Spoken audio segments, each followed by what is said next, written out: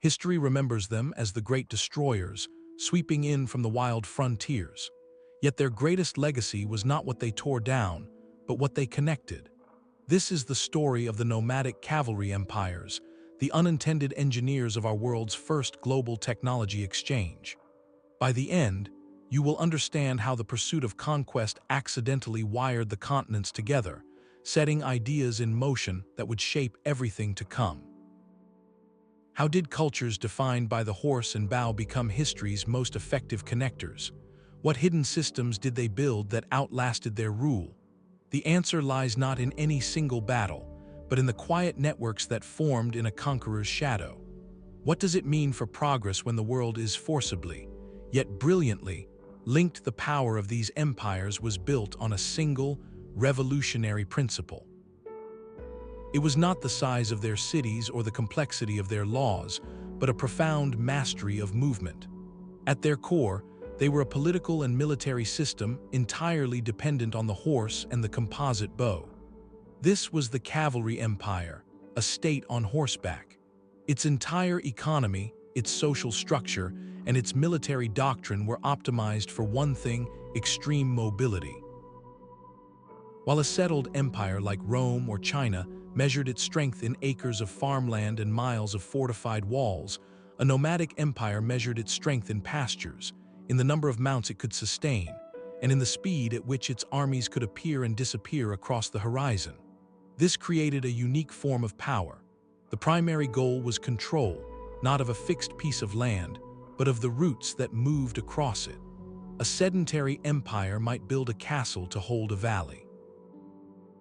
A nomadic empire sought to control every merchant caravan, every diplomatic envoy, and every wandering tribe that traveled through that valley. Their survival depended on commanding the flow of goods, people, and information along the ancient Silk Roads and the vast Eurasian steppe. To govern such a sprawling domain, they developed a remarkably pragmatic system. They did not try to erase the cultures they conquered. Instead, they placed a thin, highly mobile administrative and military layer over top of dozens of different settled societies. They taxed the farmers, protected the artisans, and most crucially, they secured the trade routes connecting them all. This structure, designed for extraction and control, accidentally became the perfect engine for exchange. Think of a vast, continental internet, but one built not with fiber optic cables, but with hoofbeats and imperial decrees. A Chinese artisan's innovation could travel safely under Mongol protection to a workshop in Persia. A Persian astronomical text could find its way to a scholar in Baghdad, because the same imperial authority that demanded tribute also guaranteed safe passage. The goal was to enrich the imperial court and maintain military dominance, but the side effect was an unprecedented acceleration of ideas. The very thing that made them terrifying conquerors, their need to dominate movement, is what made them history's most effective global connectors. So what did this mobile empire actually build to manage its impossible domain? The answer lies in a system so effective, its blueprint would be used for centuries.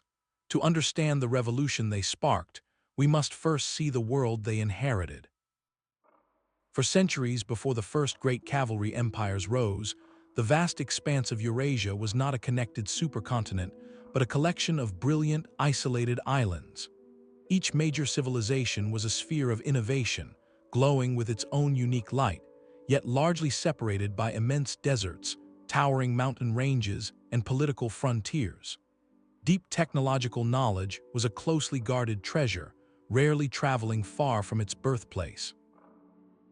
In China, master artisans had perfected the blast furnace, producing cast iron on an industrial scale centuries before the rest of the world, while a sophisticated bureaucratic state managed canals and granaries with meticulous record-keeping. Over in the Persian empires, engineers mastered Qanat systems, tunneling underground aqueducts to turn deserts into gardens, and built royal roads for imperial messengers.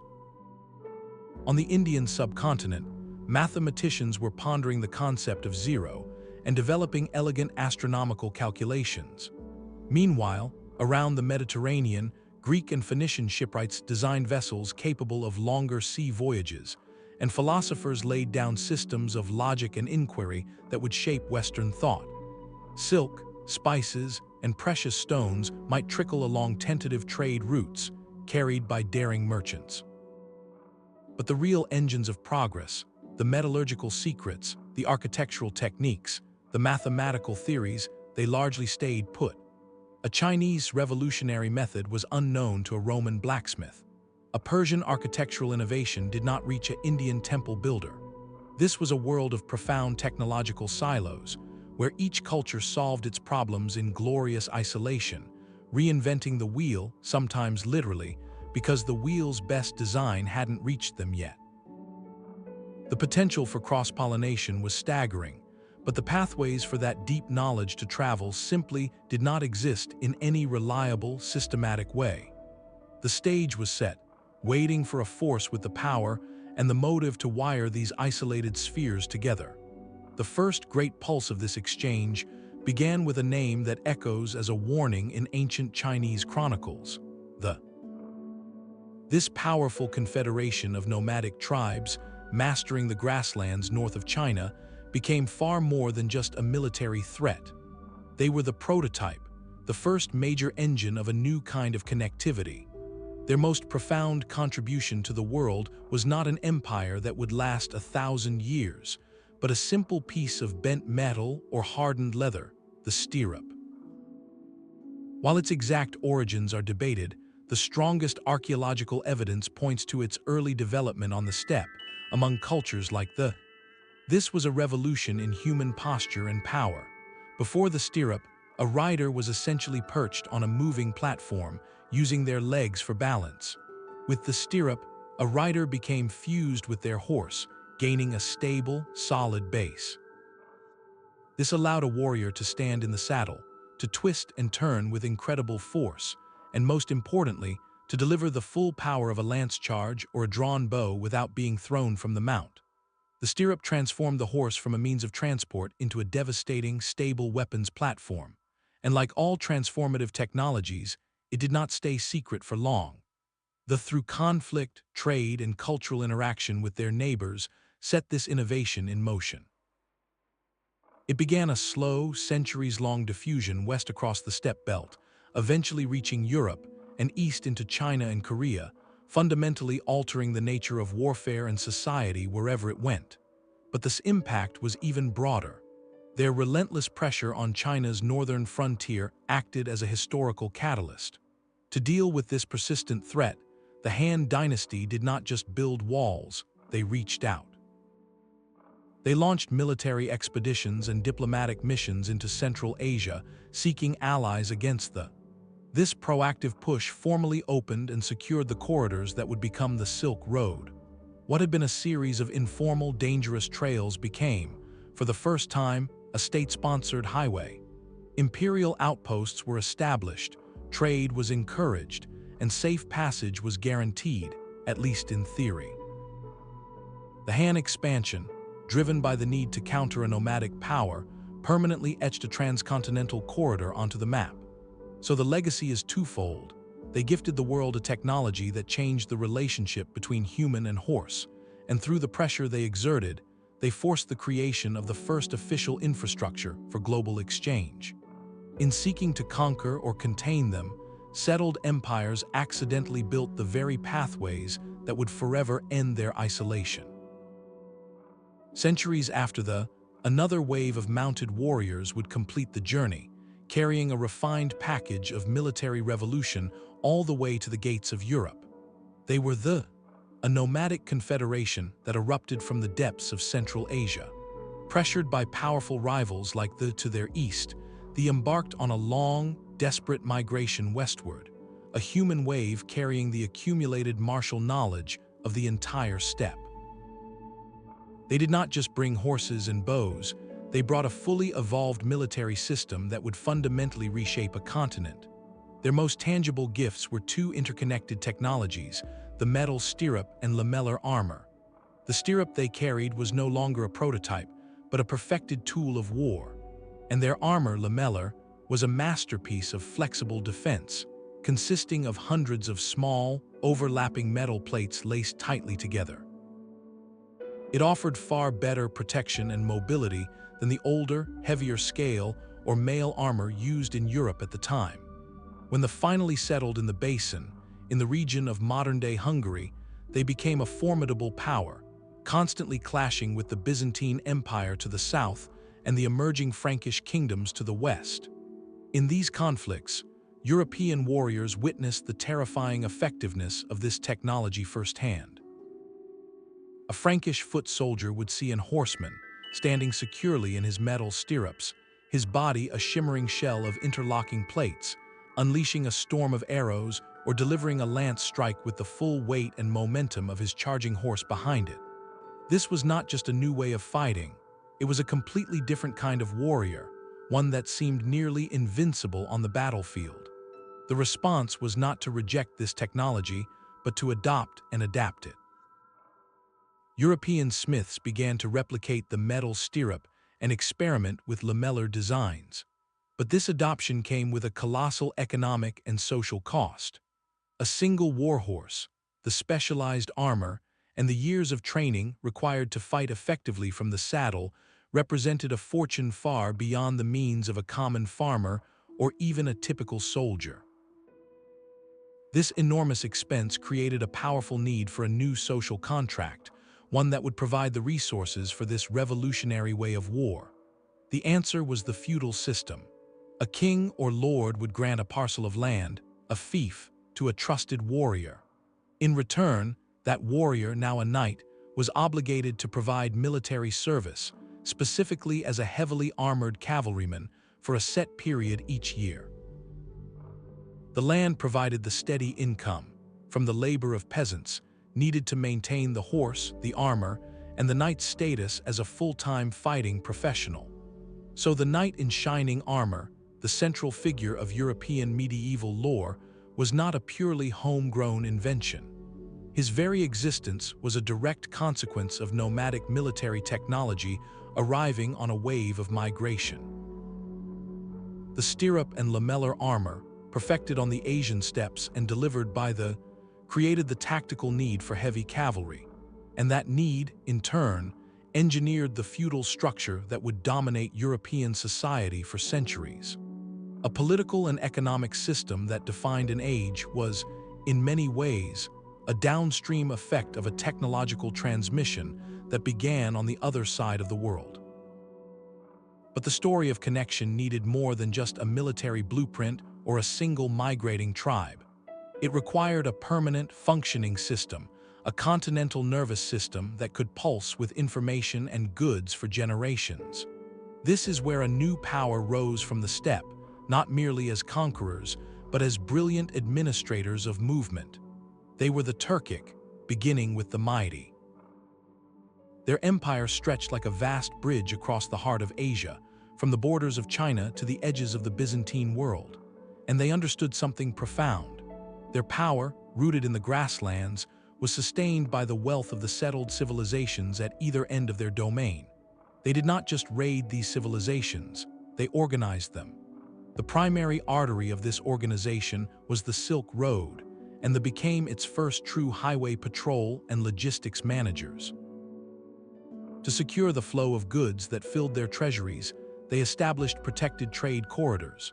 They suppressed banditry, negotiated safe passage agreements with local tribes, and enforced a form of steppe law across thousands of miles. Their cavalry, the same force that could muster for war, became a gendarmerie for merchant caravans. But their innovation went beyond mere protection. They created the precursor to a continental postal system, a network of relay stations known as Yam. At these stations, positioned a day's horse ride apart, messengers could swap their tired mounts for fresh ones, allowing official communications and intelligence to travel at speeds previously unimaginable. A message could cross the empire in weeks instead of months. This system was not built for public use, but for imperial control. Yet, by creating these secure pathways and supply points, they dramatically lowered the risk and increased the speed for everyone. A Persian merchant carrying glassware, a Chinese envoy with silks for the Byzantine court, a trader with spices, all moved with greater confidence under the umbrella of Turkic authority. Their need was purely practical, revenue from taxes on trade and access to the luxuries and manufactured goods their nomadic lifestyle could not produce. Silk for diplomacy, metalwork for weapons, grain for feasts, all flowed from the settled world into the steppe, paid for with horses, furs, and the security they provided. This turned them from passive beneficiaries of trade into active, invested maintainers of the entire network. They became the essential middlemen, the indispensable facilitators who made the first truly consistent, large-scale exchange between China, Persia, and Byzantium not just possible, but profitable and routine. The world was being wired together, not by a single decree, but by the daily, pragmatic work of ensuring a caravan's safe arrival. The Turkic system proved that stability could be built on the move, but a new question emerged. What happened when a steppe power decided to stop, to build not just relay stations, but libraries and temples? This is the story of a pivot point where the engine of exchange shifted from purely military to deeply cultural.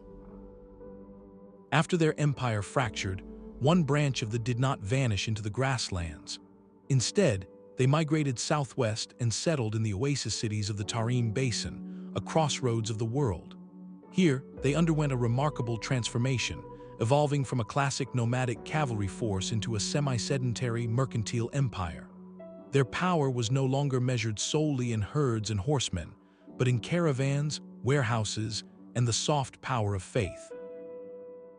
They became the Silk Road's premier middlemen, controlling key nodes where the roots of China, the steppe, and the Islamic world converged. To manage this complex urban-based economy, they needed a new kind of technology, not for war but for governance. They found it in the people, the ancient traders of Central Asia. They adopted the alphabet, a script perfectly suited for recording transactions and decrees, and adapted it to write their own Turkic language. This was a monumental leap. For the first time, a major steppe polity had a sophisticated, standardized writing system for administration, not just for carving brief memorials on stone.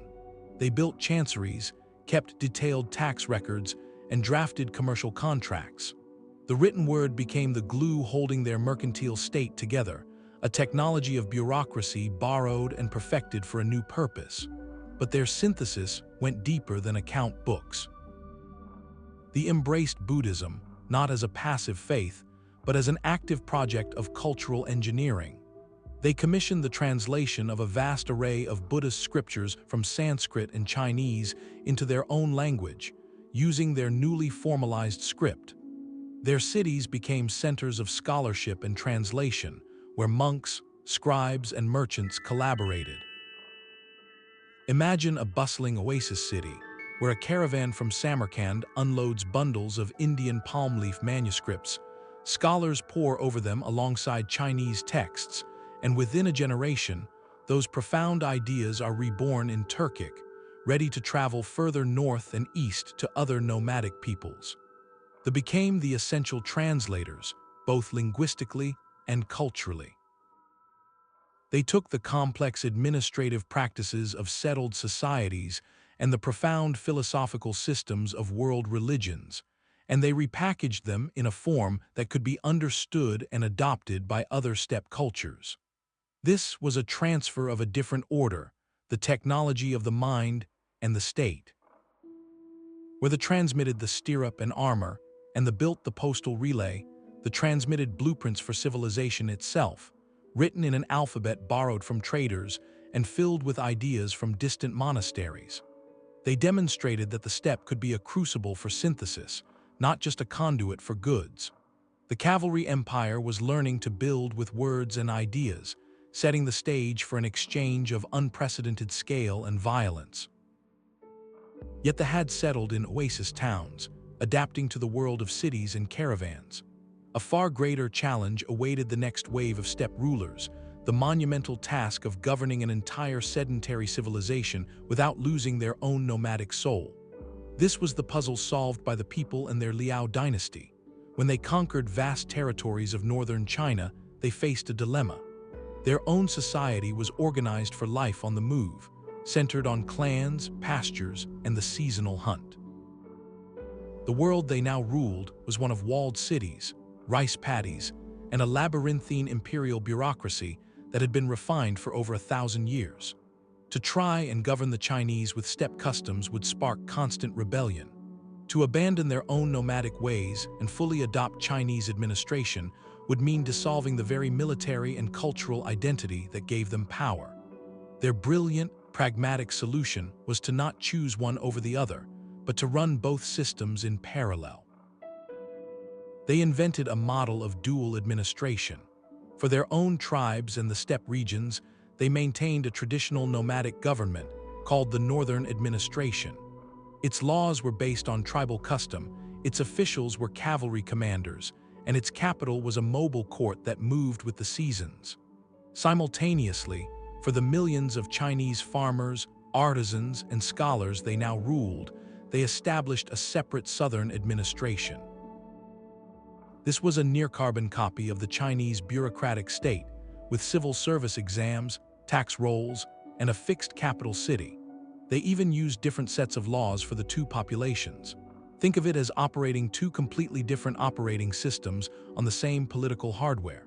A Chinese farmer paid his taxes in grain to a Chinese-style magistrate, while a herder paid his dues in horses to a tribal chief, all under the authority of the same emperor. This was not merely tolerance, it was a highly sophisticated political technology. It allowed them to extract the immense agricultural wealth and administrative expertise of China to fund their empire, while fiercely protecting the nomadic cavalry culture that was the source of their military superiority. They could have the best of both worlds, the immense productive capacity of settled society and the unmatched strategic mobility of the steppe. This model of dual rule was their most significant export. It proved that a nomadic elite could stably and profitably manage a vast, complex sedentary society without being absorbed by it. The blueprint was meticulously studied and later adopted, with refinements, by the Mongols in their Yuan dynasty and the Manchus in their Qing dynasty. It became the essential governance manual for ruling the Eurasian crossroads. By creating a system to manage profound difference, they engineered a stable platform, and it was upon this very platform that history's ultimate connector would build, unleashing a storm of exchange that would permanently reshape the world. By the dawn of the 13th century, the Eurasian continent was no longer a collection of isolated worlds. It hummed with potential. Centuries of nomadic empire building had woven a fragile but astonishingly extensive web across the roof of the world. From the horse markets of Hungary to the porcelain kilns of southern China, a series of interlocking systems now connected the technological treasure houses of the planet. The Turkic relay stations still functioned in many areas, speeding communication. The model of cultural translation had created pockets of literate, administrative expertise in key oasis towns. The blueprint for dual administration proved a nomadic elite could govern millions of settled people. The pathways were established, the governance models tested, and the incentives for long-distance trade were clearer than ever. Silk, spices, and silver flowed along these routes, but so did something far more potent, the seeds of ideas. A Persian medical text could be found in a Central Asian monastery. A Chinese formula for gunpowder might be known to an artisan in Baghdad. European innovations in windmill design or Gothic architecture were beginning their slow eastern drift. Yet this web had a critical weakness. It was fragmented. Political borders, rival khanates, and regional conflicts created choke points and toll stations that stifled the full, free flow of knowledge. The system operated in fits and starts, a patchwork of local networks held together by tenuous agreements and the constant threat of banditry. It was a continental nervous system, but one suffering from a kind of political sclerosis, with signals slowing or stopping at each new frontier. The stage, however, was perfectly set. All the components for a radical leap in global connection were already in place, invented and refined by the empires that came before. What was needed was a force with the sheer scale and ruthless will to sweep away the barriers, to unify the entire circuit under a single, overwhelming authority. The network was primed, waiting for a catalyst to throw the switch and send a jolt of pure connectivity across the ancient world. That catalyst was riding out of the Mongolian steppe, and it would not simply use the existing system, it would fuse it into something the world had never seen. That catalyst arrived with the thunder of a million hooves. The Mongol conquests did not invent the transcontinental network, they violently unified it. Under Khan and his successors, the fragmented political landscape of Eurasia was hammered into a single, sprawling dominion. For the first time in history, one authority, however distant, claimed sovereignty from the Pacific coast of Korea to the gates of Vienna, from the frozen forests of Siberia to the humid plains of Persia. This was not a rupture, but a radical simplification. The dozens of rival kingdoms, toll-collecting city-states, and warring tribes that had choked the Silk Road were swept aside. In their place arose the Pax, the Mongol peace. This was not peace in the modern sense of harmony, but peace as the Mongols understood it, the absolute absence of any armed resistance to their rule. It was a peace enforced by overwhelming, terrifying force. For the merchants, scholars, and artisans of the 13th century, however, the practical effect was revolutionary. The single greatest obstacle to long-distance exchange, the constant risk of banditry or arbitrary seizure by local warlords, was dramatically reduced. A traveler could now, in theory, obtain a Mongol safe conduct passport and journey from the Black Sea to the Yellow Sea under the nominal protection of the Great Khan. The cost of moving goods plummeted because the cost of security, previously borne by each caravan hiring its own guards and paying countless bribes, was now largely absorbed by the imperial military. For the first time, a merchant in Venice could reliably plan a venture to Cathay, not as a once-in-a-lifetime gamble, but as a potentially repeatable business enterprise. The Mongol Empire, born from the ultimate expression of nomadic cavalry power, had become the ultimate guarantor of continental commerce. They had taken the relay stations of the Turks and expanded them into a truly imperial yam system, stocked with food, fresh horses, and even guides. They had adopted the model of dual administration, using foreign experts like the and Persians to run the bureaucracies of conquered lands, while the Mongol elite focused on war and oversight. In unifying the circuit, they supercharged every existing mechanism of exchange. The world's technological silos were suddenly connected by a single, low-friction highway, and the gates were thrown wide open. What began to flow along that highway would change everything. The true power of the Pax was not in its armies, but in its ability to send a message. To manage an empire that spanned 12,000 miles, the Mongols built a system of astonishing speed and reliability, a network of relay stations they called the Yam. This was the empire's central nervous system, a logistical technology designed for one purpose: to allow the Great Khan to know what was happening on his farthest frontier and to have his orders carried back there with impossible speed. At its heart was a simple, brilliant principle. Along every major imperial road, stations were established roughly a day's horse ride apart, about 20 to 30 miles. At each Yam station, a dedicated staff of attendants kept a stable of fresh, rested horses, maintained basic lodgings, and stored provisions. A Mongol courier, bearing an official passport that granted him absolute priority, would ride into a station at full gallop. Without even dismounting, he would swing onto a fresh, waiting horse and continue his sprint to the next station. This relay method meant the message traveled continuously, day and night, while the individual riders and horses operated only in short, exhausting bursts. It was command and control on a continental scale. Official reports, tax records, and military intelligence could race from one end of Eurasia to the other in a matter of weeks, a journey that would have taken a normal caravan many months. The Khan could learn of a rebellion in Persia or a harvest in China with a timeliness no previous ruler had ever known. This system, however, had a profound and unintended side effect. While built for imperial decrees, the secure corridors and reliable of the Yam network became the safest, fastest highways for everyone else. Diplomats, merchants, and scholars quickly learned to travel these same protected routes. A Venetian merchant like Marco Polo did not brave bandit-infested trails. He followed the imperial post roads, benefiting from the security the Mongols enforced and the infrastructure they maintained. The Yam stations, while primarily for official use, often provided services to these travelers, creating a continental transportation and communication grid. For the first time, a person or an idea could move from the Danube River to the Yellow River with a degree of predictability and safety that was utterly unprecedented. This was more than a mail service. It was the physical wiring of the continents. The Mongol pursuit of control had accidentally engineered a secure, high-speed data cable stretching from Hungary to Korea, and suddenly, the entire accumulated knowledge of the ancient world was plugged in. The Mongols understood that knowledge was a weapon as potent as any cavalry charge.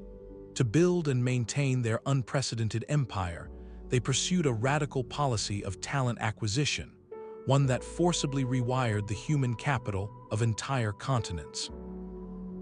When a city fell, its fate was not simply destruction or submission. The Mongol commanders conducted a grim but systematic inventory, identifying individuals whose skills were deemed valuable to the imperial project. Siege engineers, metalworkers, architects, astronomers, physicians, and master artisans were not killed or ransomed. They were cataloged, separated from their homes, and relocated thousands of miles across the empire to wherever their expertise was needed most. This was a brutal form of meritocracy, where skill guaranteed your life but cost you your homeland. Imagine a Persian master of counterweight trebuchets, the most advanced siege weapon of his age, finding himself and his entire workshop transported to the frontiers of China to help reduce a stubborn Song dynasty fortress.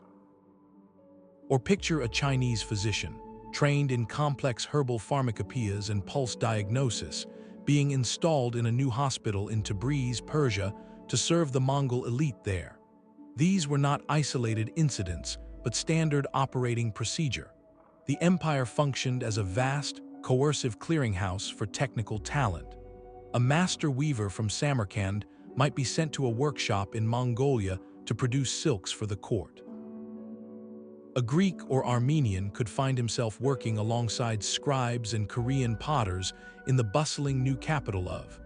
This created something extraordinary, a direct, hands-on transfer of knowledge that bypassed the slow drift of trade or the imperfect translation of texts. It was learning by forced collaboration. A Chinese gunpowder technician, working beside a Muslim chemist in a Mongol arsenal, would have to explain his methods, share his formulas, and adapt his techniques using local materials. This wasn't theoretical exchange. It was practical, daily problem-solving under the watchful eye of a Mongol overseer. The goal was purely utilitarian, to concentrate the world's best technical minds in service to the state, making weapons, building cities, minting coins, and healing generals. Yet the side effect was a breathtaking acceleration of technological cross-pollination.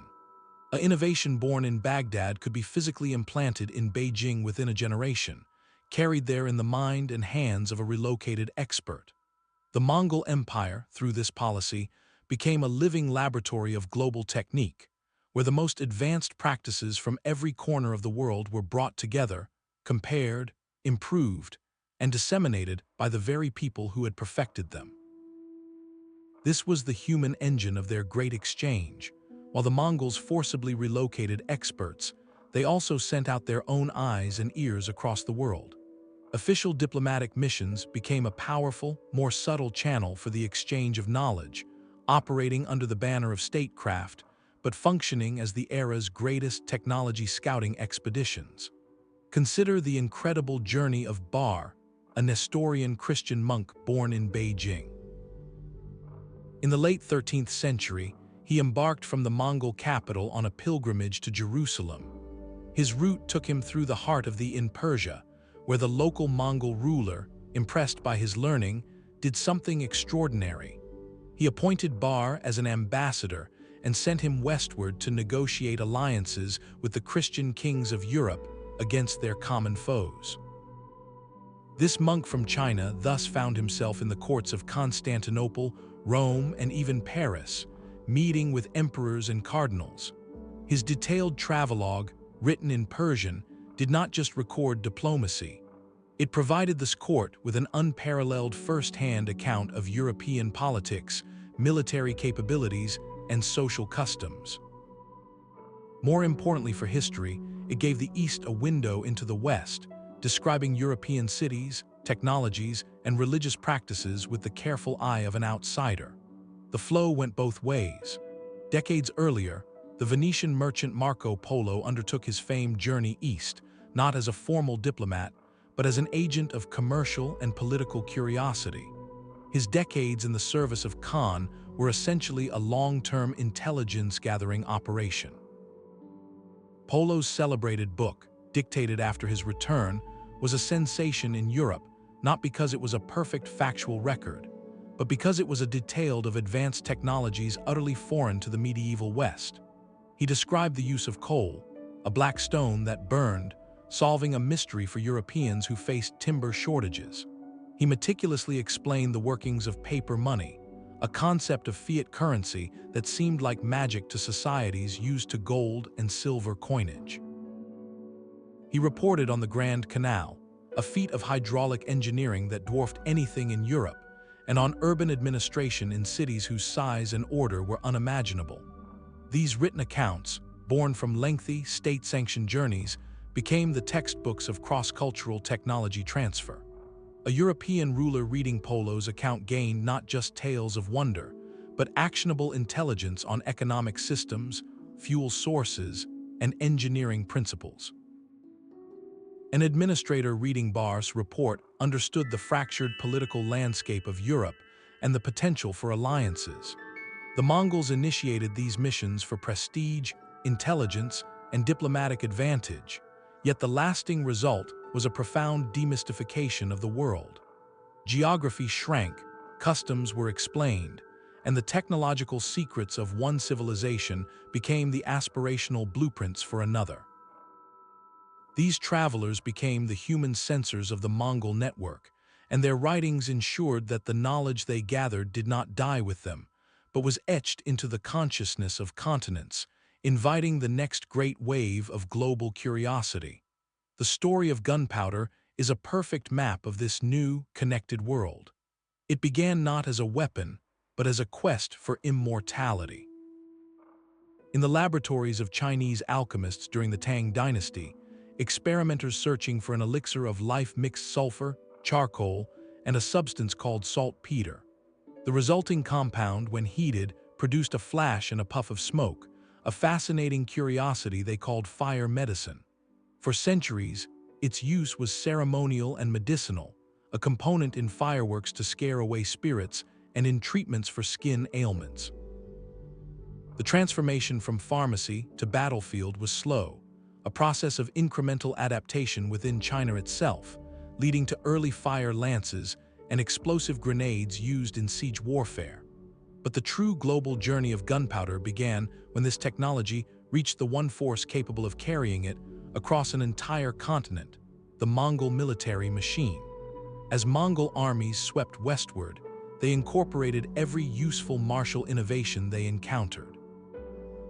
Chinese engineers and artillery specialists, some relocated by the forced talent transfers we discussed, became integral parts of Mongol siege trains. At the pivotal siege of Baghdad in 1258, historical accounts strongly suggest the use of early gunpowder-based explosives and incendiary weapons to breach the legendary city walls. This was the moment of transmission. The knowledge, carried in the minds of technicians and in the practical experience of soldiers, was implanted directly into the heart of the Islamic world. The Mongol in Persia became the critical laboratory. Here, Persian and Arab scholars, with their own rich traditions in chemistry and engineering, acquired the basic recipes and began a process of rapid, systematic improvement. They refined the formula for greater explosive power, developed more reliable methods for granulating the powder, and most importantly, they re-engineered its delivery. While the Chinese had pioneered fire lances and bombs, Islamic innovators in places like Egypt and Syria pushed the technology toward true artillery. They began crafting the first metal-barreled cannons, devices that could project a solid stone or metal ball with devastating force over distance.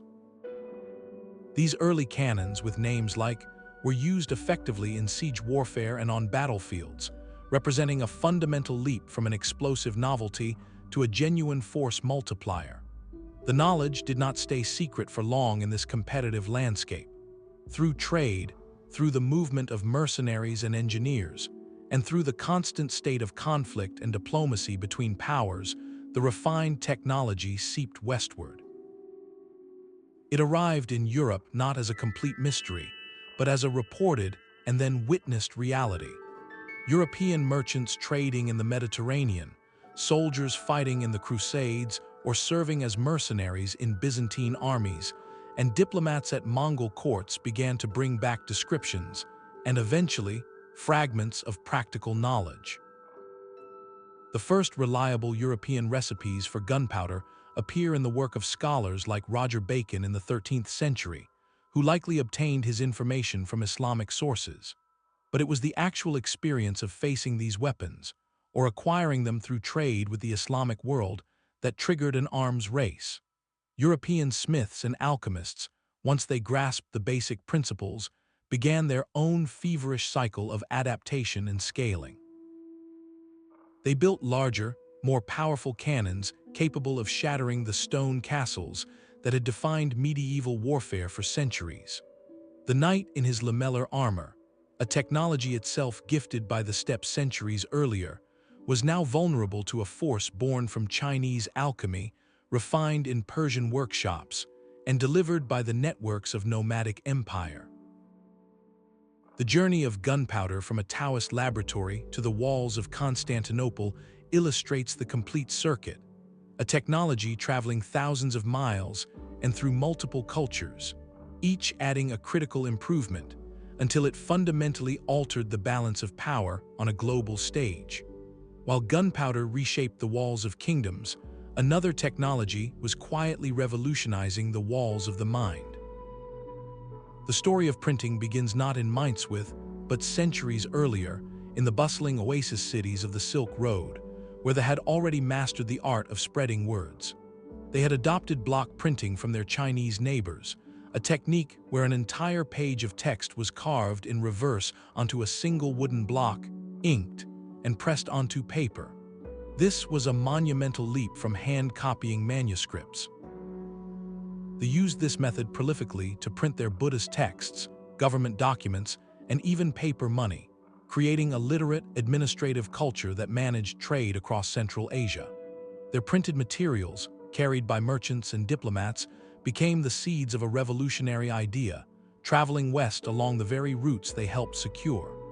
The concept of transferring ink from a carved surface to paper began a slow, persistent migration toward Europe. But block printing had a significant limitation. A new, expensive block had to be carved for every single page, making it efficient for mass-producing many copies of the same text, but terribly impractical for works that changed often or required multiple languages. This limitation set the stage for the next great leap, one born from the immense administrative headache of ruling a multilingual empire. In China during the 11th century, an artisan named Bai Sheng invented movable type. Instead of carving a whole page, he created thousands of individual clay characters that could be arranged and rearranged in a frame, inked and printed. After a print run, the characters could be disassembled and reused for a completely different text. It was a stroke of genius, a system of modular, reusable knowledge. Yet in China, with its thousands of complex characters, the system was cumbersome to manage and never fully displaced skilled scribes or block printing. The true potential of movable type would be unlocked not where it was invented, but where it was needed most desperately, in a place struggling to manage the written word across many different alphabets. This was the legacy of the steppe empires. For centuries, Administrations from the Mongols to they had to issue decrees, collect taxes, and keep records in Mongolian, Persian, Turkish, and Arabic. The sheer bureaucratic weight of managing multiple scripts created a powerful, persistent pressure for a more efficient way to produce official documents.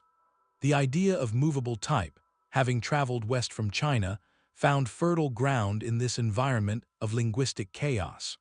While no full press emerged immediately, the conceptual blueprint was now in circulation, a solution waiting for its perfect problem. It finally arrived in 15th century Europe, a continent fragmented into competing states and languages, but one that used a simple alphabet of only around 24 letters. Here, a goldsmith named encountered the persistent challenges of book production. He combined the known concept of movable type with his own metalworking expertise, inventing a durable, precisely cast metal type and a modified wine press to apply even pressure. His press was not a single, sudden invention, but a synthesis, the final, elegant engineering solution to a problem that had been gestating along the Silk Road for 400 years. The pressure to administer empires, first felt by scribes and Mongol tax collectors, had indirectly engineered the conditions that made this world-changing machine not just possible, but inevitable. The press did not spring from a vacuum. It was the final piece of a puzzle assembled across continents, proving that the most transformative ideas are often those that travel the furthest before finding their home. The most ambitious transfer of all was not a weapon or a book, but a simple piece of paper. When Khan established the Yuan dynasty in China, he inherited a financial technology centuries ahead of its time: paper money. The Chinese had long used various forms of credit and paper notes, but its administration launched a radical, empire-wide experiment. They declared that these notes, printed by the government and backed by its authority alone, were the sole legal tender for all transactions across the realm. It was fiat currency in its medieval form, a promise of value written in ink and secured by nothing but the word of the great Khan. The system was meticulously organized, with different denominations and strict penalties for counterfeiting. For a time, it worked spectacularly well within China, greasing the wheels of commerce in a vast, unified market and giving the central treasury unprecedented control over the economy. The Mongols, seeing this powerful tool, attempted to export the model. In their western in Persia, they launched their own paper currency, around 1294. It was a dramatic failure. The Persian economy, built on centuries of silver and gold coinage, had no trust in this unfamiliar paper. Merchants refused it, markets revolted, and the experiment collapsed within months, leaving economic chaos in its wake. The Mongols learned a hard lesson about the limits of technological transfer, that the most sophisticated system fails without the necessary cultural and institutional foundations to support it. Yet, the idea itself did not die. It was carried westward not by decree, but by the astonished reports of travelers. Marco Polo, serving in court, devoted an entire chapter of his book to this miraculous concept of money from trees. He described with wonder how the Khan's mint could take the bark of mulberry trees, transform it into notes, and use it to pay for everything in his empire, from armies to palaces. To a European mind steeped in the tangible value of metal coinage, this sounded like alchemy. Polo's account planted a seed of financial possibility in the West, a blueprint for a future where value could be managed by the state. While Europe would not adopt paper money for centuries, the transmitted concept influenced economic thinkers, planting the early idea of credit systems and central banking.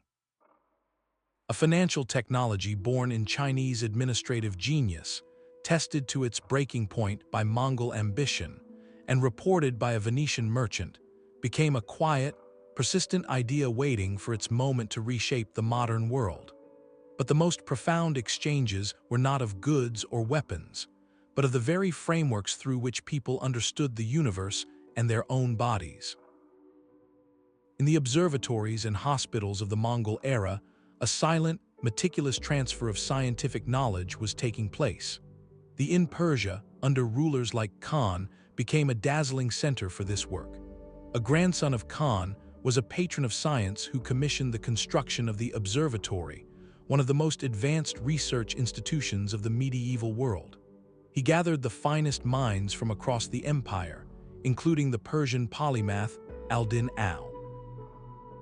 Their mission was audacious: to correct the ancient Greek astronomical models that had guided scholars for over 1,000 years. Using massive, precision-built instruments, they compiled decades of meticulous observations of the planets and stars, creating the tables, a set of astronomical data and calculations of stunning accuracy. This was not an isolated Persian project. The data and the revolutionary models developed did not gather dust on a library shelf. They traveled east, along the secure Yam routes, to the court of Khan in China. The Yuan dynasty established its own Bureau of Astronomy, and in a stunning act of intellectual synthesis, incorporated the Persian mathematical techniques and observational data into the Chinese calendrical system. Chinese astronomers began using Persian-derived instruments and calculation methods, creating a hybrid science that was more precise than anything that had come before. The calendar was the heartbeat of an agricultural empire, dictating planting, harvests, and imperial rituals. By refining it with data from Persia, the Mongols were literally synchronizing the celestial clocks of two great civilizations. This was a collaborative, transcontinental research project, centuries before the term existed. Meanwhile, a parallel exchange was healing bodies. Persian medicine, systematized by the great physician known in the West as Avicenna, represented the pinnacle of Islamic medical knowledge. His monumental text, the Canon of Medicine, was a comprehensive encyclopedia of anatomy, disease, and treatment. Under the Yuan, this canonical work was translated into Chinese. Imperial hospitals began to integrate Persian diagnostic techniques, surgical practices, and pharmaceutical knowledge with traditional Chinese medicine. Persian diagrams of the human body, based on a different anatomical tradition, circulated among Chinese doctors. Herbal repertoires expanded as medicines from the Western regions were added to the Chinese pharmacopoeia. This was not a replacement of one system by another, but a deliberate, state-sponsored fusion. The Mongol administrators, pragmatic as ever, did not care about the philosophical origins of a treatment, only that it worked. If a Persian remedy for a fever proved effective, it was adopted. If a Chinese acupuncture technique could relieve a pain described by, it was studied. The goal was a more effective imperial medical corps, but the result was an unprecedented dialogue between two of the world's most sophisticated medical traditions. In the shadows of conquest, astronomers were comparing star charts and physicians were comparing pulse readings, building a shared, cosmopolitan science that saw the human body and the heavens as puzzles to be solved together, with all the world's knowledge as their tool kit. Yet this vast Mongol circuit was not a single, uniform machine. It operated through powerful regional hubs, each with its own character, amplifying the exchange in specialized ways. In the southwest, the centered on Persia became history's great scientific crucible. Here, the legacy of the observatory lived on, but its true impact was the intellectual culture it fostered. The rulers, having converted to Islam, patronized a breathtaking synthesis.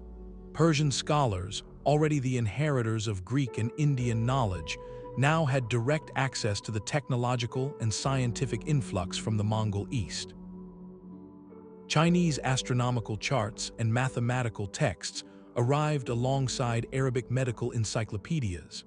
In the libraries of Tabriz and Shiraz, you would find a Chinese treatise on pharmacology shelved next to a Persian translation of Ptolemy's Almagest, with marginal notes in both languages. This was not merely a collection of books, it was a working laboratory for comparative science.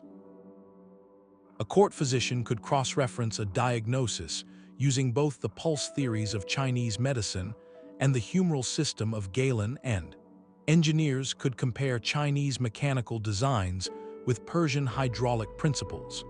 The functioned as a permanent translation bureau and testing ground, where the best ideas from the entire Eastern Hemisphere were evaluated, integrated, and improved upon. It became the primary node through which the advanced mathematics, astronomy, and medicine of Asia filtered into the Islamic world, and from there slowly into Renaissance Europe. Meanwhile, far to the northwest, the Golden Horde played a completely different, yet equally vital, role. Their power was anchored not in libraries, but in the control of geography. They dominated the Volga River basin, the essential north-south artery connecting the warm waters of the and Black Seas with the cold forests and trading posts of the Baltic. Their capital was a bustling cosmopolitan emporium. Here the exchange was raw, tangible, and constant. Furs from the Russian north, timber and amber from the Baltic, and slaves from the steppe were traded south for silks from Persia, spices from India, and silver from the Islamic mints. But alongside these goods traveled the accessories of culture. Islamic coinage, with its elegant Arabic script, became the currency of trade in Russian principalities, influencing local minting. Architectural techniques from the south, like fired brick and glazed, began appearing in the stone churches of Vladimir and Moscow. Perhaps most significantly, the Golden Horde's administration required a literate bureaucracy. They employed thousands of Muslim and Turkic scribes, whose administrative practices and legal concepts subtly permeated the governance of the Russian states that both served and eventually succeeded them. This was exchange as a constant, pressurized flow, with as the great valve regulating the movement of wealth and ideas between the Islamic South and the European North. The decentralization of the Mongol Empire after a few generations did not fracture this system, it did. The Golden Horde, though often rivals, each maintained and optimized their segment of the network for their own economic benefit. The pathways remained open because they were profitable. A Venetian merchant seeking Chinese silks might deal with officials in Trebizond.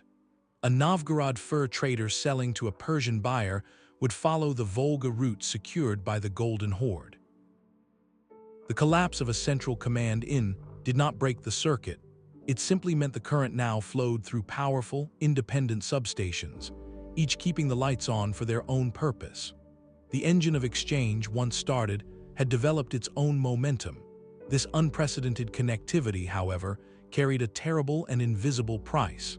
The same frictionless pathways that carried silks and star charts also carried a microscopic passenger with the power to collapse societies. The biological unity enforced by the Mongol peace created the perfect conditions for history's most devastating pandemic, the Black Death. The bacterium pestes had long existed in natural reservoirs among rodent populations in Central Asia, a localized threat. But the constant, high-volume movement of people and goods along the Mongol network changed everything. Infected fleas, living on rodents that stowed away in grain sacks or in the holds of merchant ships, now had a continuous, high-speed highway across the entire continent. Where a local outbreak might have once burned itself out in an isolated region, it could now be carried by a single unknowing trader riding the Yam system from a Crimean port to an Italian trading post in a matter of weeks. The disease did not walk, it rode. It traveled in the very caravans and diplomatic missions that were the pride of the Pax, moving from its heartland in the steppes to the bustling ports of the Black Sea, and from there onto Genoese merchant vessels bound for the Mediterranean. The result was a demographic catastrophe on a scale the world had never seen. Between 1347 and 1351, the plague swept through Europe, the Middle East, and North Africa, claiming an estimated one-third to one-half of the population in many regions. The societal impact was profound and paradoxical. In the immediate horror, it shattered economies and social structures, creating labor shortages so severe that they undermined the feudal system itself. Yet, in the long aftermath, this terrible exchange forced a painful restructuring. The scarcity of workers empowered surviving peasants to demand better wages and conditions, accelerating the decline of serfdom. It shook religious and medical establishments to their core, as traditional explanations and remedies proved useless, indirectly fueling later movements in science and religious reform. The plague was the darkest possible illustration of a connected world, a brutal lesson that a network transmitting innovation and wealth with equal efficiency could also transmit devastation. The very infrastructure built to enrich and control a continent had inadvertently engineered the perfect vector for its own suffering, proving that the exchange of ideas could never be separated from the exchange of everything else. The Great Mongol Peace did not end with a single battle, but with a slow, inevitable splintering. As the unified empire fractured into rival khanates, the political superstructure that had enforced security from the Danube to the Yellow Sea began to crumble. The central command lost its authority, and the once seamless Yam network became a patchwork of disconnected local systems. Banditry returned to stretches of the Silk Road, and the cost of long-distance trade began to creep upward once more. This fragmentation, coupled with the devastating demographic shock of the Black Death, seemed to signal a full retreat into isolation, a closing of the world's windows. But a closer look reveals a far more resilient story. The political engine of the Pax had broken down, yet the connections it forged did not simply vanish. They had become too valuable, too deeply embedded in the memory and practice of continents, to be abandoned. The physical roots themselves remained, etched into the landscape by countless caravans. The detailed knowledge of distant markets, recorded in merchant ledgers and travelogues like Marco Polo's, survived in libraries and guild halls from Venice to Samarkand. Most importantly, the human communities that had been relocated or established during the Mongol century became permanent fixtures. Persian administrators, Chinese artisans, and traders did not all pack up and go home when the empire split. They put down roots, creating diaspora communities that acted as living repositories of cross-cultural knowledge and permanent bridges between regions. Think of it like a power grid going offline. The central generating station, the Mongol court, has shut down, but the transmission lines, the substations, and the local knowledge of how to use electricity all remain in place, waiting for a new source of power. The template for global exchange was now irrevocably set. The world had experienced, for nearly a century, what it felt like to be connected. Merchants knew the profits that were possible. Rulers understood the prestige and power that came from controlling trade. Scholars had glimpsed the vastness of human knowledge lying beyond their own horizons. You cannot know a map once it has been drawn. So while the 14th century brought political chaos and profound hardship, it did not erase the pathways. It simply handed the blueprint, tested and proven, to a new set of actors. The next phase of connection would not come from a single, overwhelming land empire, but from rival states competing along these very routes, from merchants seeking to rebuild the lucrative flows, and from explorers armed with maps that were, in essence, Mongol inheritance. The engine had stalled, but the tracks were laid, pointing the way toward an ocean. The blueprint for a connected world, however, did not vanish with the plague and political fragmentation. It was merely inherited by a new generation of ambitious rulers who understood its power. One of the most brilliant and brutal of these successors was the conqueror known in the West as Tamerlane. His name is synonymous with towering pyramids of skulls and cities left in smoldering ruin, a legacy of devastation that cannot be softened. Yet, in a stark paradox, his reign also became one of history's most spectacular revivals of the steppe empire model as an engine for cultural fusion. Did not just conquer, he collected. From every campaign from Damascus to Delhi, he did not only take treasure, he forcibly relocated the very architects of civilization, the master artisans, the poets, the astronomers, and the engineers. He brought them all to the jewel of his empire, his capital at Samarkand. His goal was not merely to loot the world's wealth, but to concentrate its genius in a single, dazzling showcase of his own glory. The result was the Renaissance, a period where the brutal mechanics of conquest were harnessed to fuel an unprecedented flowering of art, architecture, and science. Samarkand under and his successors became a living museum of global knowledge. In its bustling markets, a Persian miniature painter could exchange techniques with a Chinese calligrapher. In its sprawling royal workshops, architects from Azerbaijan collaborated with tile makers from Isfahan and stonemasons from India to raise structures like the, whose turquoise domes seemed to capture the sky itself. This was the Mongol model of talent acquisition, refined and directed toward a singular aesthetic and intellectual vision. The empire became a vast cultural catchment area, with all streams of innovation deliberately channeled into one magnificent reservoir. The most profound expression of this intellectual project came not from himself, but from his grandson, Beg. While his grandfather had been a conqueror of lands, Beg became a conqueror of the heavens. As a ruler, his true passion was astronomy. In the 1420s, he constructed an observatory in Samarkand that was, for its time, a marvel of scientific ambition. Its centerpiece was a massive, sunken sextant with a radius of over 130 feet, an instrument of breathtaking precision carved directly into the bedrock. Here, Beg gathered a team of the finest mathematicians and astronomers from across the Islamic world and beyond. For years, they conducted meticulous observations, compiling data to create the eye, a star and set of planetary tables that represented the most accurate astronomical work since the days of the observatory over a century prior.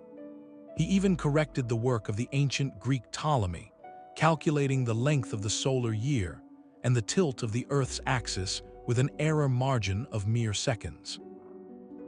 Beg was not an isolated genius. He was the direct intellectual heir to the tradition of Khan and the scientists.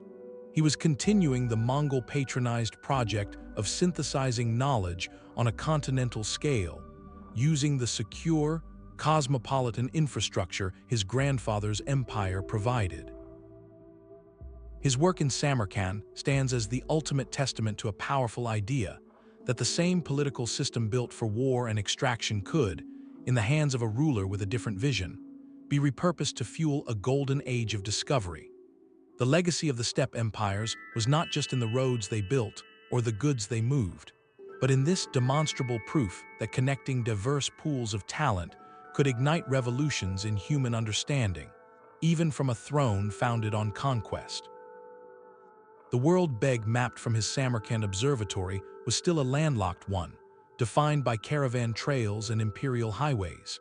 Yet even as his star charts were being compiled, the very foundation of global connection was beginning to tremble and shift beneath the feet of the old empires. The great overland network, maintained for centuries by the horse and the bow, was facing an existential challenge from an entirely new direction, the sea. The age of the steppe roads was yielding, inevitably, to the age of sea lanes. This was not a clean break, but a slow, consequential passing of the baton. The European ships now venturing down the African coast and across the Atlantic were not sailing into a void. They were navigating toward a destination that had been meticulously described for them, their voyages fueled by desires that had been ignited in the heart of the Mongol century. The Portuguese captain rounding the Cape of Good Hope and the Genoese navigator begging for ships from the Spanish crown were both chasing a phantom, a vision of the East that had been crafted and transmitted along the very Silk roads their journeys sought to bypass. They possessed fragments of maps whose original lines were drawn by Persian cartographers in Mongol employ. They read travelogues, like the wildly popular book of Marco Polo, which described the immense wealth and advanced civilizations of Cathay and the Indies. These were not mere tales of wonder, they were commercial intelligence reports, creating an obsessive European fixation on direct access to the sources of silk, spices, and scientific knowledge. The goal of Columbus, and Magellan was not discovery for its own sake. It was to re-establish the connection to Asia on their own terms, to cut out the middlemen of the crumbling overland route who had controlled and taxed the flow of goods for generations. The Ottoman conquest of Constantinople in 1453 was often cited as the event that closed the land routes, but in truth, it was merely the final lock on a door that was already swinging shut. The real closure was the political fragmentation and instability that followed the Mongol Empire's dissolution, making the overland journey once again risky, expensive, and slow. So the maritime explorers did not invent the idea of a connected world, they inherited it. They were the unintended beneficiaries of the informational infrastructure built by the steppe empires. The maps they used, however imperfect, were descendants of the knowledge compiled in places like and Samarkand. The economic imperative they served was created by centuries of Eurasian trade that had made Eastern goods not just luxuries, but necessities in European markets. When Duff finally reached the port of Calicut in India in 1498, he was not finding a new world. He was arriving at the far terminus of an ancient network, simply using a new and faster vessel. The caravel and the galleon replaced the camel and the caravan, but the destination remained the same. This shift from continental interior to oceanic perimeter changed everything about the mechanics of exchange, placing power in the hands of those who commanded the winds and currents rather than the pastures. Yet the foundational dream, the engine of all this frantic activity, was a ghost from the steppe, a memory of a time when one could travel from one end of the earth to the other under a single, if formidable, peace. The nomadic empires had wired the continents together, and in doing so, they created the very appetite that would eventually sail around them. But this leaves us with a profound question. Were these vast exchanges truly just an accident? To call it all unintended feels too simple, too passive. The Khans were not philosophers dreaming of a connected world, but they were not blind to the tools that built their power. Their primary aims were brutally clear: military dominance, wealth extraction, and administrative control. Every policy served these masters. They relocated siege engineers to break walls, not to share metallurgical secrets. They secured trade routes to fill their treasuries with tax revenue, not to foster cultural dialogue. They patronized astronomers to perfect the imperial calendar for agriculture and ritual, not to unlock the mysteries of the cosmos for all humanity. Their interest was relentlessly pragmatic, a conqueror's calculus of utility. If a technology worked, it was seized, studied, and replicated. If an expert could make the state stronger or richer, they were taken, regardless of origin. This was a conscious, deliberate policy of technological acquisition. A Mongol general observing the effectiveness of a Chinese fire lance or a Persian counterweight trebuchet did not shrug and move on. He identified the artisans who built it and made them part of his retinue. This was intentional, targeted, and ruthless. So where does the unintended part come in? It lies in the scale and the systemic outcome. No single Khan sat in his tent and decreed, "Let us create a permanent global network for the free flow of ideas." They were building an empire, not a university. Yet, by pursuing their pragmatic goals with such monumental scale and systematic efficiency, they engineered the very conditions for that network to emerge. Building the Yam Postal System for command and control accidentally created the safest highways for merchants and scholars. Forcibly relocating experts for imperial projects accidentally created multicultural workshops where those experts had to share their deepest trade secrets to solve problems. Taxing and protecting the Silk Road to enrich the court accidentally made long-distance commerce so reliable that it became routine. The individual actions were calculated, but the emergent system they created was something far greater than the sum of its parts. It was a colossal side effect. Think of it like building a series of dams for irrigation and flood control. Your intention is water management for your fields. You never intended to create a vast new lake ecosystem, complete with new fisheries, bird migrations, and microclimates, but that is precisely what happens. The Khans were building dams of power, and the lake that formed was a connected world. Their motive was control, but their legacy was connection, a paradox that lies at the very heart of their story. They sought to harvest the fruits of the world's knowledge, and in doing so, they inadvertently planted an orchard that would feed centuries to come. The grand narrative of connected continents is no longer just a story told in chronicles. Today, a different kind of evidence speaks from the soil, the seabed, and even our own cells, offering irrefutable proof of that ancient exchange. Archaeology provides the tangible receipts for history's first global transaction. Consider a single shipwreck, discovered in the waters off island in Japan. This vessel, dating precisely to the late 13th century, the height of the Mongol Yuan dynasty, was carrying a staggering cargo of over 20,000 pieces of Chinese Celadon porcelain. It was a floating warehouse of luxury goods, bound not for Japan, but for markets in Southeast Asia. This one sunken ship tells a multi-layered story. It confirms the immense scale of maritime trade under Mongol auspices, shows the reach of Chinese manufacturing, and proves that the exchange network was not solely overland, but a vast, interconnected web of land and sea routes. The ceramics themselves, mass-produced for export, are a physical testament to an economy operating on a continental scale. On land, the evidence is literally buried treasure. Across the expanse of the Eurasian steppe, from Ukraine to Mongolia, archaeologists have unearthed hundreds of coin hoards. These are not random collections, but deliberate caches, often hidden in times of conflict or uncertainty. A single hoard might contain silver dirhams from the Islamic world, copper coins from China, and golden Byzantine solidi, all mixed together in the same clay pot. This metallic cocktail is a frozen moment of economic unity. It tells us that a merchant traveling the Silk Road under Mongol protection needed and could use a multinational wallet. The coins were not just wealth, they were functional instruments, their values understood and exchanged across thousands of miles, facilitated by the political stability of the Pax. Each hoard is a snapshot of a truly integrated economic zone, a single market stretching from the Mediterranean to the Pacific. Perhaps the most personal evidence comes not from artifacts, but from within us. Modern genetic studies are now mapping the human journey that accompanied the flow of goods and ideas. By analyzing ancient DNA from burial sites across the steppe corridor, scientists can trace the movement of people with startling precision.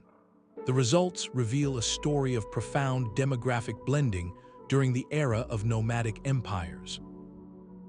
Genetic markers show significant population movements from East Asia deep into Central Asia and Eastern Europe, movements that align perfectly with the historical timelines of Turkic and Mongol expansions. This was not merely the passage of armies, but the migration of whole communities, families, and lineages. The DNA evidence confirms that the steppe was not a barrier, but a highway for people, creating a genetic tapestry that still reflects those ancient connections today. It provides biological corroboration for the historical accounts of mass relocations, diaspora communities, and the deep human intermingling that was the bedrock of all cultural exchange. Together, this evidence forms an undeniable triad. The shipwreck gives us the object, the hoard gives us the currency, and the DNA gives us the person. They transform the sweeping historical narrative into something concrete, something we can hold in our hand, count, and see in our own mirror. This is the proof that the Great Exchange was not a poetic metaphor, but a physical, demographic, and economic reality that reshaped the material world and the human family. It confirms that the corridors built by the steppe empires were not just lines on a map, but living, pulsing channels through which the very substance of civilizations was endlessly mixed and remixed. The label of barbarian is a story told by the losers of history. For centuries, the chronicles of settled empires painted the steppe nomads as a mindless force of nature, a plague of destruction descending from the wild frontiers. This image of the uncultured savage at the gate is one of history's most persistent and misleading caricatures, a narrative that has fundamentally obscured their true legacy. The truth revealed by their own records, by the archaeology of their cities, and by the systems they built, tells a radically different story. These were not chaotic raiders, but sophisticated administrators of unprecedented scale. Their empires required a deep, pragmatic intelligence to function. Consider the legal code of the Mongol Empire, established by Khan. It was not a crude set of tribal rules, but a comprehensive legal framework designed to govern a multi-ethnic, continental domain. It standardized measurements for trade, established rules for the treatment of envoys, and created a clear system of justice that applied to both the steppe and the conquered city.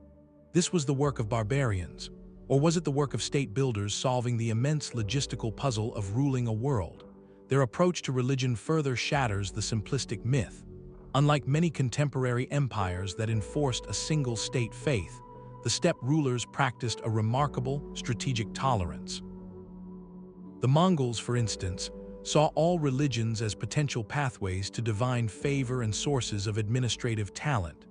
They invited Nestorian Christian priests, Buddhist monks, Islamic scholars, and Taoist sages to their courts, holding debates and employing them as scribes, doctors, and advisors. This was not born from modern multicultural idealism, but from a cold, calculating pragmatism.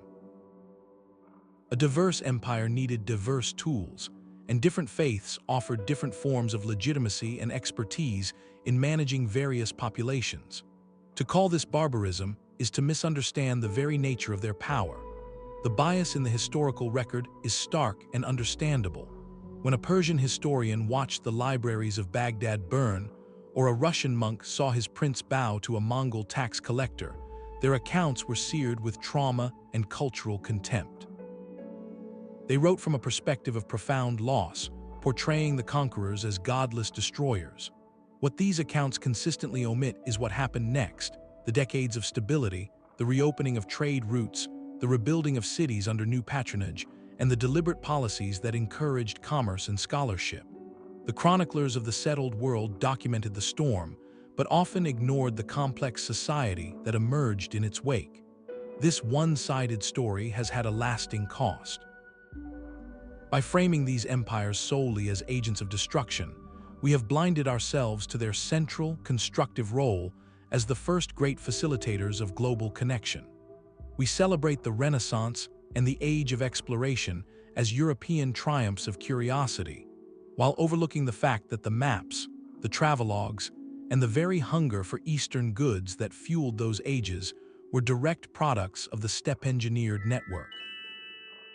The real barbarism may lie not in the act of conquest, but in the intellectual laziness of dismissing the conqueror's mind. When we reduce them to a simple destructive force, we erase the intricate system they built, the bridges they forged between isolated worlds, and the accidental genius of their pragmatic rule. They were not mindless destroyers at the gate. They were the unwitting architects who built the gate itself, and then held it open for the world to walk through. This pattern is not a historical coincidence, but a fundamental rhythm of human advancement.